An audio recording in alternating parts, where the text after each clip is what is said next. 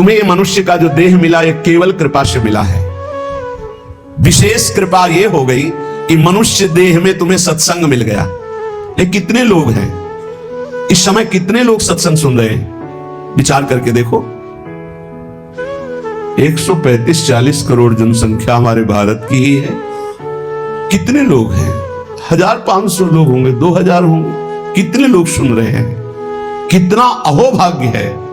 इस समय हम भगवत चर्चा सुन रहे हैं यमुना जी के पावन पुलिन पे बैठकर। यही यमुना प्रवाहित होती थी। ये पुलिन है जहां पर बैठे हो, यमुना जी की धारा यही बहती थी परिक्रमा मार्ग में। कालीदय में देखो सीढ़ियां बनी हुई, यही से यमुना जी, ये कालीदय जो कुंड है ये यमुना जी का ही किनारा है जहां आप बैठे यमुना की धारा में। अब यमुना जी थोड़ा साइड में हो गई। हमें वृंदावन में प्रिया प्रीतम की महान कृपा भरे सत्संग सुनने को मिल रहा है। ये विशेष कृपा। इस पर भी विशेष कृपा कि हमारी बुद्धि भजन करने के लिए सब कुछ त्यागने के लिए तैयार है। विशिष्ट कृपा, हमारी बुद्धि अब कह रही कि छोड़ो सब कुछ, भजन में लगो, भजन में लगो। इस सुअवसर को हाथ से मत जाने देना, नहीं तो कृपा का अपमान करने वाला केवल पछताता ही पछताता है। ये अहेतुकी कृपा हो गई है। तुम बड़े भाग्यवान हो। अगर तुम्हारा मन श्री प्रिया प्रीतम के भजन में लग रहा है तो तुमसे बड़ा कोई राजा नहीं है। दुखी मत हो। और जिनका भजन में मन नहीं लगा, भोगों में लगे, उनसे बड़ा कोई कंगाल नहीं। चाहे कोई कितना भी बड़ा धनी जमींदार, चाहे जितना बड़ा पदाधिकारी हो, यदि भगवान से विमुख है, धर्म से विमुख है, अधर्माचरण करता है और खूब ऐश्वर्य वैभव, तो उससे बड़ा कोई भिखारी नहीं, क्योंकि हाथ में कुछ नहीं लगेगा पाप के सिवा। आज तुम्हारा वास कमजोर है, तुम्हारे खान पान की व्यवस्था कमजोर है, तुम्हारा कोई साथ नहीं दे रहा है, संपत्ति भी नहीं है, लेकिन तुम प्रिया प्रीतम का नाम जप कर रहे हो तो कह रहे तुमसे बड़ा कोई राजा नहीं है। तुम बहुत बड़े धनी हो। देख लेना समय पर जब ये फसल अपना रंग दिखाएगी। भजन में तुम्हें कुछ त्याग करने के लिए हम नहीं कह रहे हैं। तुम जो काम करते हो धर्म पूर्वक करो। जो काम करते हो प्रभु को समर्पित कर दो और नाम जप करते रहो। शरीर को सेवा का साधन बना दो, मन को सुमिरन में लगा दो। आप देख लेना, अगर अहंकार नहीं करोगे तो तुम्हारा बेड़ा पार हो जाएगा। शरीर को सेवा में लगा दो। जो कर्म करते हो धर्म पूर्वक करो, उनको प्रभु को समर्पित कर दो और नाम जप करो। और अहंकार नहीं करोगे तो बहुत जल्दी तुम ज्ञान को प्राप्त हो जाओगे। तुम्हारे हृदय में ज्ञान प्रकाश हो जाएगा तो अहंकार नष्ट हो जाएगा। अहंकार नष्ट होते ही भगवत तत्व का बोध हो जाता है। देखो, तुम्हें कहीं भागने की जरूरत नहीं है। मन की दिशा जो भोगों की तरफ है उसे मोड़ करके प्रभु की तरफ लगानी है। तुम्हें जो ही प्रभु की तरफ अपने मन को, अपने मुख को मोड़ा तो बिना साधन किए करोड़ों जन्मों के पाप नष्ट हो जाते हैं। सन्मुख हो ही जीव मोहि जब ही, जन्म कोटि अघ नाशो तब ही। जे ही जीव भगवान के सन्मुख हुआ, मन को मोड़कर प्रभु की तरफ किया, राधा राधा, करोड़ों जन्मों के पाप नष्ट होने लगते हैं। जिनका भोगों की ओर मन है, चिंता, शोक, भय, दुख, जन्म, मृत्यु ये नहीं हटेगा। चाहे जितना रुपया जमा कर लो, चाहे जितना भोग भोग लो, चिंता, शोक, भय, मृत्यु ये तुम्हें सताते रहेंगे। नरक के निंदनीय गर्त में तुम्हें गिरना पड़ेगा, महान दुख भोगना पड़ेगा। इसलिए तुम पर भगवान की कृपा हो गई है। मनुष्य शरीर, सत्संग, भजन की महिमा। अब आप अपने ऊपर कृपा कर लो कि भजन में मन को लगाओ। विश्वास करो, अपने को जो भजन में लगाता है मानो पग पग पर अपनी सुरक्षा कर रहा है, पग पग पर अपने को सुख की तरफ ले जा रहा है। और जो अपने मन इंद्रियों को भोगों में लगा रहा है तो पग पग पर अपने को फंसा रहा है, वो दुख भोगने की तरफ जा रहा है। देखो, भगवत कृपा बरस रही है, सब तरफ से कृपा बरस रही है, तुम्हारे ऊपर अपार कृपा हो गई है। बस तुम इस कृपा का परिचय करो और इस कृपा के परिचय को प्राप्त करके डूब जाओ। हमारे ऊपर अपार कृपा श्री जी की। भगवत प्राप्ति के लिए ये बहुत अनिवार्य है कि इस कृपा का आदर करो। जो जो आपके ऊपर कृपा हुई उसको वर्ण करो। कितनी कृपा। ये देखो, वृंदावन में बैठ करके भगवत चर्चा, कथन, श्रवण, नाम कीर्तन, पद गायन, संत दर्शन, भगवत दर्शन, कितना सौभाग्य। जगत को सुधारने वाली बात भी अपने मन में मत लाओ। तुम ठेकेदार नहीं हो जगत के, पहले तुम सुधरो तब बात समझ में आएगी। तुम्हारा सुधार हुआ कि जगत को सुधारना नहीं, ये सब भगवत स्वरूप है। पहले तुम सुधरो। और प्रायः ये होता है कि हम जगत सुधारने की बात, जहां थोड़ा परमार्थ बना तो हम दूसरों को सुधारने की बात सोचने लगते हैं। पहले तत्व तक पहुंचो, पहले बोध प्राप्त करो, नहीं तो बीच में अगर पूरे सच्चे खिलाड़ी नहीं हो तो माया के पार्षद टांग मार के अपने पक्ष में गिरा लेंगे और तुम अपने पक्ष में पहुंच नहीं पाओगे। इस जगत को प्रभु स्वरूप समझो और अपने आप को प्रभु के चरणों में न्यौछावर करके चुपचाप दीन बन के अपने को छुपाते हुए दीन बंधु के सुमिरन में खो जाओ। जो थोड़ी भक्ति करके लोगों में परिचय बनाना शुरू कर देते हैं कि मैं भगत हूं, मैं अमुक अनुष्ठान कर रहा हूं, मैं अमुक अमुक साधना कर रहा हूं, बिकने लगते हैं। याद रखो, वो प्रभु की प्राप्ति के पथ से बहुत ही भटक जाते हैं। प्रभु के प्रेम रंग को प्राप्त करने के लिए जब तक भगवत प्राप्ति ना हो जाए तब तक परिचय को छुपा के रखना चाहिए। अपना परिचय कोई न जान पावे कि मैं कौन हूं, क्या हूं, कैसा हूं। जितना तुम परिचय छुपाओगे अपना, उतना परिचय प्रभु अपना प्रकाशित कर देंगे आपके सामने। और जितना आप अपना परिचय बढ़ाओगे उतना ही प्रभु अपना परिचय छुपाते चले जाएंगे। सिद्धांत को समझ लो। जितना आपका परिचय छुपेगा उतना ही आप अपना परिचय प्रकाशित कर देंगे, और जितना आप अपना परिचय प्रकाशित करेंगे उतना ही आप अपना परिचय छुपा लेंगे। प्रभु याद रखो, तुम्हारे ऊपर कृपा निरंतर बरस रही है। कृपा चारों तरफ से घेरे हुए है। कोई क्षण भी ऐसा ना जाए जिसमें तुम कृपा सिंधु प्रभु का विस्मरण कर दो। स्मरण परायण रहे, एक भी क्षण स्मरण के बिना ना जाए। कोई भी क्षण ऐसा नहीं जिसमें तुम विस्मरण करो। सावधान, तुम्हारे ऊपर अपार कृपा है। इसी जन्म में भगवत प्राप्ति कर लो। हम 40 वर्ष की स्मृति को देख करके कह रहे हैं, क्योंकि खास स्मृति जो जागृत हुई इसमें बड़ा परिवर्तन। 40 वर्ष में बड़ा परिवर्तन। आगे अगले जन्म में क्या हमको भजन करने के लिए अवसर मिलेगा पता नहीं, कितना विघ्न आ जाएगा। इसलिए तुम वंचित न रह जाओ भगवत प्राप्ति से, नहीं तो बहुत दुख भोगना पड़ेगा। तुम अपनी प्यारी से प्यारी वस्तु जो है, प्यारे से प्यारे जो संबंध है, उनमें झांक कर देखो। प्यार है तो प्रभु से है। अगर प्रभु शरीरों से निकल जाए तो कोई शरीर से प्यार नहीं करेगा, चाहे पत्नी हो, चाहे पुत्र हो, चाहे कोई प्यारा हो। तुम उसी प्यारे से प्यार करो, निहाल हो जाओगे। सचमुच विश्वास करो, वो सामने नहीं आ रहा पर वो छुप छुप कर आपको बहुत प्यार कर रहा है। सब मम प्रिय, सब मम उपजाए। सच्ची सच्ची सच्ची बहुत प्यार करते हैं प्रभु, बहुत प्यार करते हैं प्रियाजू अपने लोगों को। अहेतु की कृपा। हमारा प्यार देखो क्या है, ईमानदारी से देखो, 100 में 1% प्यार नहीं प्रिया प्रीतम के प्रति, और उनका 100 का 100% हमारे प्रति प्यार है।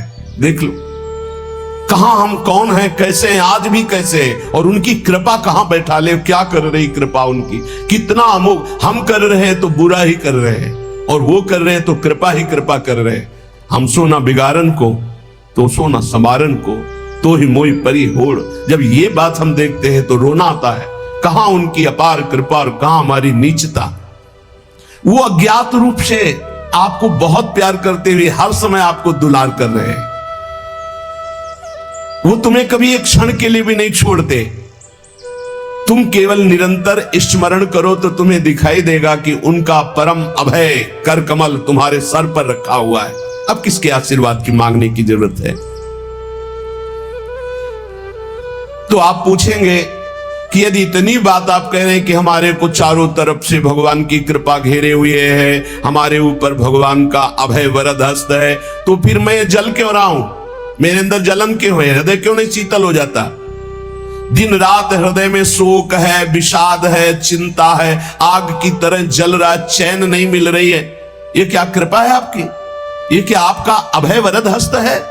आप कह रहे हो सब पर कृपा है, तो मेरा तो हृदय जलता रहता है, मेरा तो हृदय विषाद, चिंता, शोक से युक्त रहता है। उत्तर यह है, ना आग है ना जलन है, तुम समझ नहीं पा रहे हो। तुम्हारी उल्टी सोच की जलन है, तुम्हारी उल्टी समझ के कारण यह जलन है। अगर समझ जाओगे तो निहाल हो जाओगे। तुम्हारी उल्टी चाल है, दुख की तरफ चल रहे हो, असत का चिंतन कर रहे हो, जो जलन है उसका चिंतन कर रहे हो, उसमें फंसे हो, इसलिए जल रहे हो। क्या होगा? इतनी संपत्ति से क्या होगा? इतना हो जाए तो आज तक कोई ऐसा मिला हो कि हाथ उठा के भगवान से कह दिया हो कि बस अब मत देना, संपत्ति हमारे लिए पर्याप्त है? कभी नहीं। 100 तो हजार, हजार तो लाख, लाख तो 10 लाख, 10 लाख तो करोड़, करोड़ से अरब, अरब से खरब। कितना मर जाओगे, एक चवन्नी तुम्हारे हाथ नहीं जाएगी, 25 पैसे हाथ नहीं जाएंगे। बस ये सोच तुम्हारी तुम्हें नरक ले जाएगी, तुम्हारी दुर्गति कर देगी। यही तुम्हारे जलन का कारण है। जलन का कारण भगवान नहीं है, जलन का कारण और कोई व्यक्ति नहीं है। जलन का कारण आपकी सोच है, आपका चिंतन है, आपका भाव है। इसी भाव को, जो मलिन भाव है, भगवत भाव में लगा दो, अभी आनंद में डूब जाओगे। आपका चिंतन। 2 ब्राह्मण बैठे हुए थे पास, एक भगत आया, उसने कहा आज हमें 2 ब्राह्मण भोजन कराने हैं, आप चलेंगे? बोले हाँ हाँ। गए, अच्छे से भोजन पाया, बाहर निकले, 11-11 रुपया देके पैर छुआ। तीसरा ब्राह्मण दूर खड़ा देख रहा था, तो एक ब्राह्मण मुस्कुरा रहा था जो प्रसाद पाके आया था, और दूसरा जल रहा था। तीसरे ब्राह्मण ने पूछा कि आप मुस्कुरा क्यों रहे? तुमका यार आज तो भोजन की भी व्यवस्था नहीं थी, भगवान ने कितनी कृपा की, भोजन भी मिला, 11 रुपया दक्षिणा मिली। दूसरे का आपका चेहरा उदास है, आप जलन से युक्त क्यों है? ले यार, हमने सोचा था 51 रुपया देगा, 11 दिया, तो 40 का तो घाटा हो गया ना, इसलिए चल रहा हूं। अब उसमें बोलो भगवान की क्या कमी है? भगवान ने दोनों को भोजन दिया, 11-11 दक्षिणा दी, उसका भाव उसको जला रहा है, उसका चिंतन उसको जला। एक खुश है कि भोजन भी मिला, 11 रुपया मिले, एक नाराज है, जल रहा है कि 51 तो देता, 40 का घाटा हो गया, हृदय में जल रहा है। ये जलन, ये शोक, ये चिंता, ये विषाद तुम्हारे चिंतन से है, तुम्हारी गलत दिशा से है, तुम्हारे गलत आचरणों से है। भगवान की कृपा आप पर है, पर आप गलत दिशा जा रहे हैं, आप गलत चिंतन कर रहे हैं, आपका गलत भाव है, इसलिए आप शोक, विषाद, चिंता, भय आदि में है। तुम्हारा ज्ञान अज्ञान ही है, क्योंकि तुम दुख को सुख मानकर भोगने के लिए दुख की तरफ जा रहे हो। इस संसार में जिसको कहीं कुछ भी अच्छा लग रहा है, कोई भोग, कोई व्यक्ति, कोई उत्पाद, कोई वस्तु, वो अज्ञान ही है। दुखालयम शाश्वतम बोर्ड लगा दिया भगवान ने, यहां नाशवान सब कुछ है जो कुछ भी आपके पास है, और सब दुख देने वाला है परिणाम में। परिणाम में, वर्तमान में तो तुम्हें सुखद लगेगा, लेकिन परिणाम में दुख देने वाला यहां सब कुछ है। जो दिखाई दे रहा है वो है नहीं, जो है वो दिखाई नहीं दे रहा, यही माया का कार्य है। इसलिए तुम्हारी सुख की कामना तुम्हें दुख दे रही है। तुम्हारे हृदय में जो ये भाव बैठ गया है कि हम रुपया से, पद से, भोगों से, नाना प्रकार की सामग्री अगर हम मन चाहे मिल जाए तो मैं सुखी हो जाऊं, कभी सुखी नहीं होगे। अगर मिल भी जाए तो कभी सुखी नहीं हो सकते, क्योंकि तब लग कुशल न जीव को, सपने हु मन विश्राम, जब लग भजत न राम को, शोक धाम तज काम। जब तक शोकों के धाम, कामनाओं का त्याग कर भगवान का भजन नहीं होगा, तब तक शांति नहीं मिल सकती स्वप्न में भी मन को। ये जो सृष्टि दिख रही है ये ऐसी है नहीं, ये अविद्या के कारण दिख रही है, ये ब्रह्म में है, ये भगवत स्वरूप है। भगवान गीता जी में कह रहे हैं वासुदेवा सर्वमिति समहात्मा सुदुर्लभा।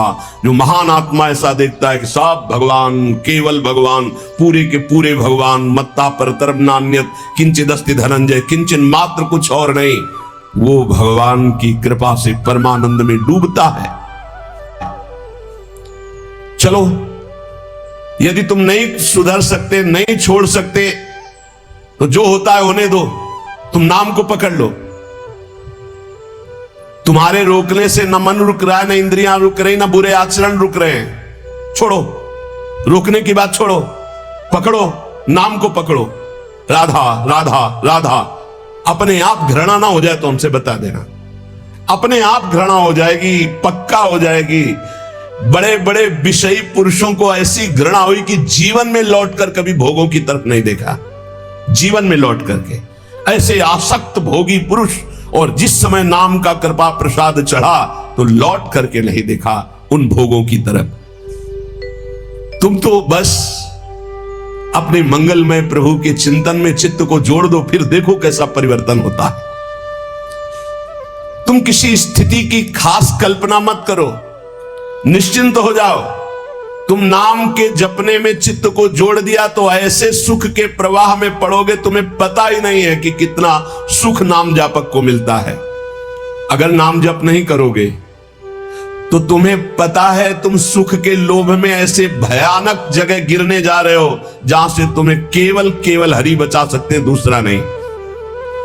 बड़ा सुंदर दिखाई दे रहा है, बड़ा लुभावना सुखद दिखाई दे रहा है, लेकिन भगवान से विमुख होकर जब इसको भोगने जाओगे तो ऐसा फंस जाओगे कि निकलना मुश्किल हो जाएगा।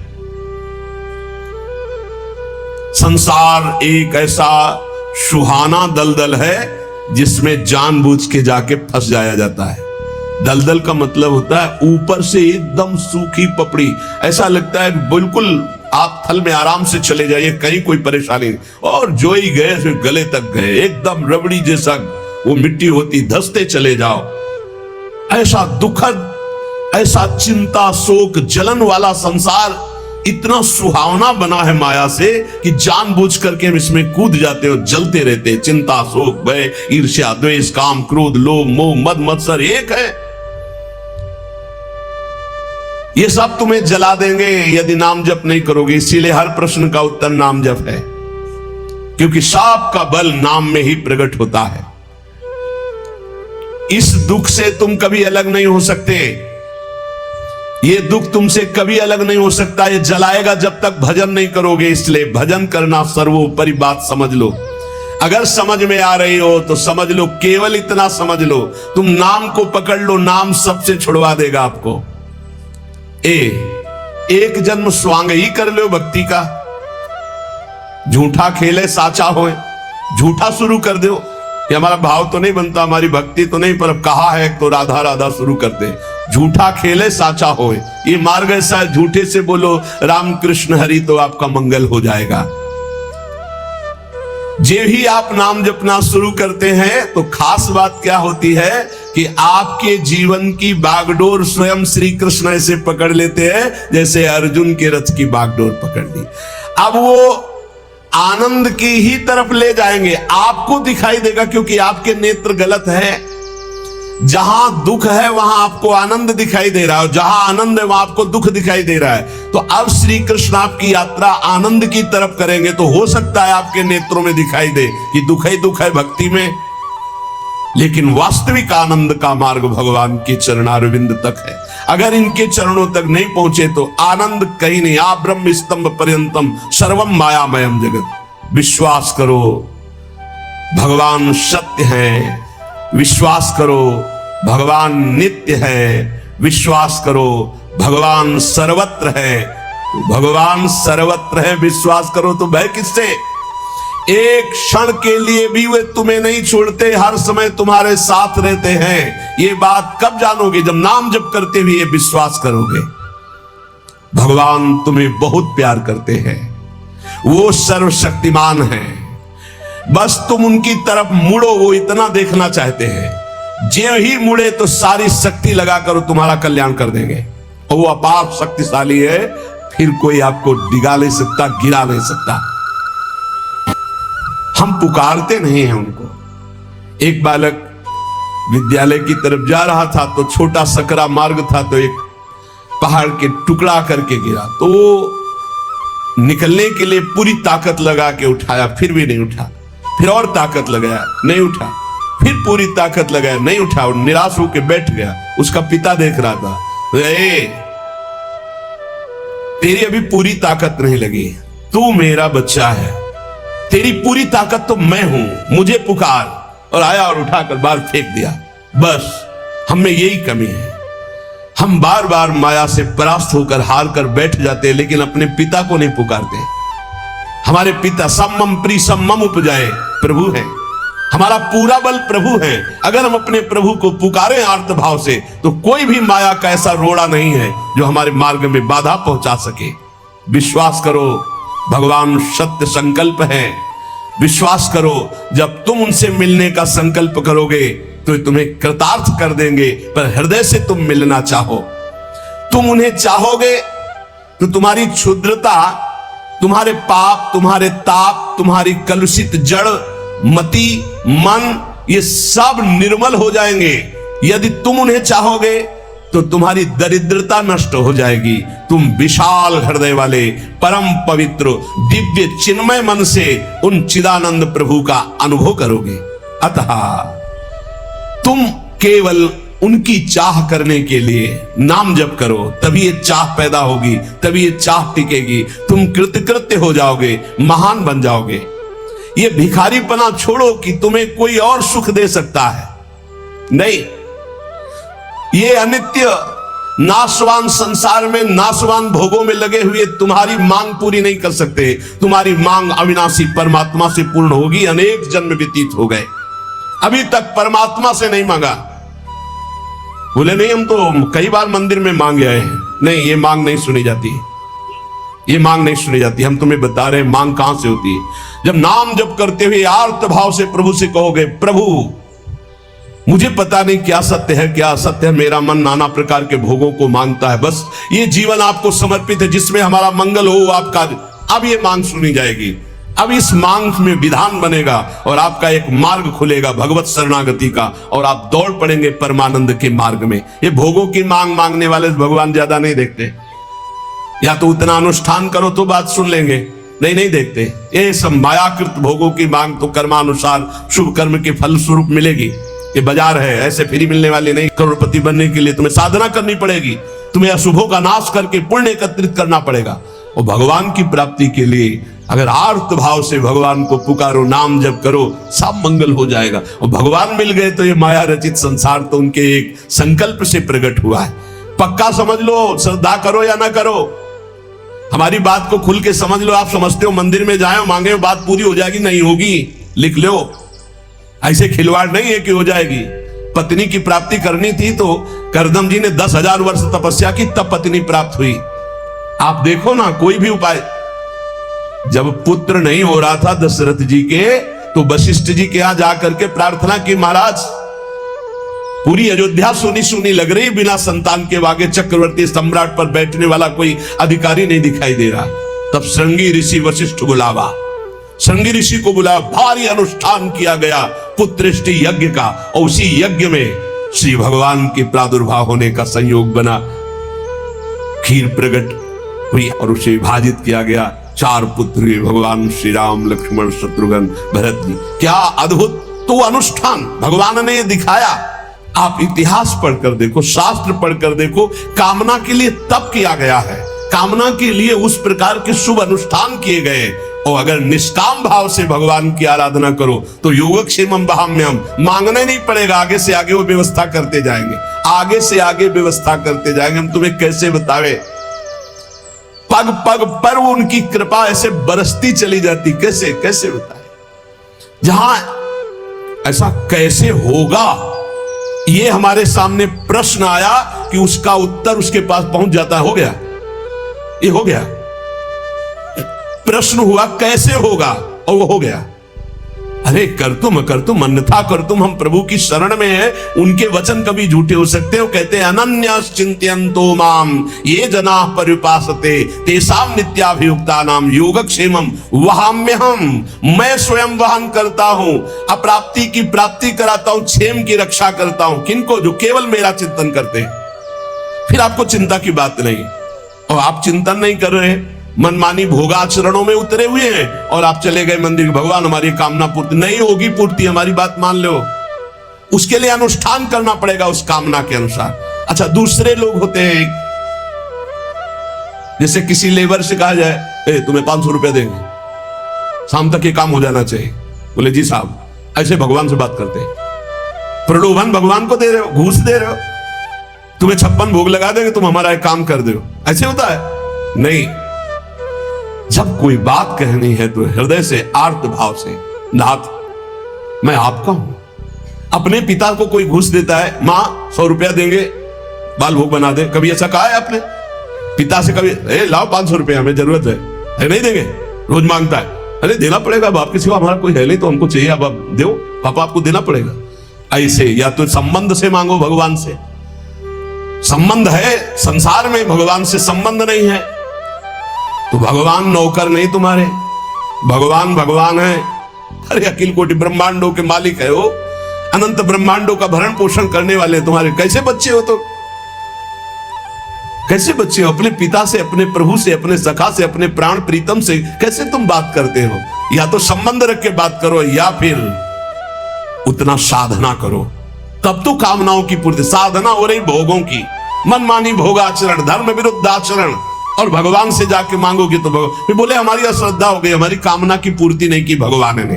तुम्हारी अश्रद्धा से क्या फर्क पड़ता है? आकाश पे श्रद्धा करोगे तो क्या फर्क पड़ जाएगा? आकाश पे श्रद्धा करोगे तो क्या फर्क पड़ जाएगा? तुम्हारा भाव, आकाश तो बहुत दूर है, तुम छू भी नहीं सकते, ऐसे वो परमात्मा निर्लिप्त निरपेक्ष, तुम्हारे किसी भाव से वहां फर्क नहीं पड़ता। हाँ, तुम्हारे पे फर्क पड़ जाएगा, भाव करोगे तुम्हारा मंगल हो जाएगा, अभाव करोगे अपने आप नष्ट हो जाओगे। विश्वास करो, भगवान सत्य संकल्प है, कृपा की मूर्ति है, कृपामयी है, प्रभु मूर्ति कृपामयी है। पर यह विश्वास तभी जब नाम चल रहा है, हमारी बात मान लेना, बिल्कुल हृदय से कह रहा हूं, पूरे जीवन की बात, सार बात कह रहा हूं। पायो नाम चारु चिंतामणि, उर करते न खसई हो, अब लो नसानी, अब ना नसई हो। ओहो, अब मिल गया है चिंतामणि। चिंता माने चिंतित पदार्थों को प्रदान करने वाली चिंतामणि। क्या बोले? नाम, नाम रूपी सुंदर चिंतामणि मिल गई, अब छोड़ूंगा नहीं। राधा राधा राधा राधा, हृदय रूपी हाथ से भी चिंतामणि को नहीं जाने दूंगा, अर्थात हृदय से निरंतर नाम जप करूंगा, तब तुम्हारे हृदय में ये भाव आ जाएगा, प्रभु मूर्ति कृपामयी है, करुणामयी। स्वामिनी जी, लाल जी की कृपा में आप डूबने लगोगे। विश्वास करो, तुम्हें जो दुख मिल रहा है, जो संकट मिल रहा है, जो पीड़ा मिल रही, जो यातना मिल रही, इसमें भी कृपा है प्रभु की, इसमें महान हित छुपा हुआ है। अभी और मिलना चाहिए। जब सब रास्ते बंद हो जाए तब कृपा का रास्ता खुलता है। ये अविश्वासी जीव मानेगा नहीं। अगर इसको थोड़ी भी गली मिली संसार के, तो संसार की ही गली में जाएगा, प्रभु के मार्ग में नहीं जाएगा। और जब प्रभु के मार्ग में चलोगे तो संसार की कोई विपत्ति या कोई संपत्ति आपको घसीट ले जाएगी। बहुत विचित्र माया का खेल है, बहुत विचित्र माया का खेल। इसलिए बिल्कुल जो कदम बढ़ाना बहुत मजबूत बढ़ाना, ऐसे बढ़ाना कि अगर घर के सब मर जाएं तो भी हम घर पीछे वापस नहीं लौटेंगे।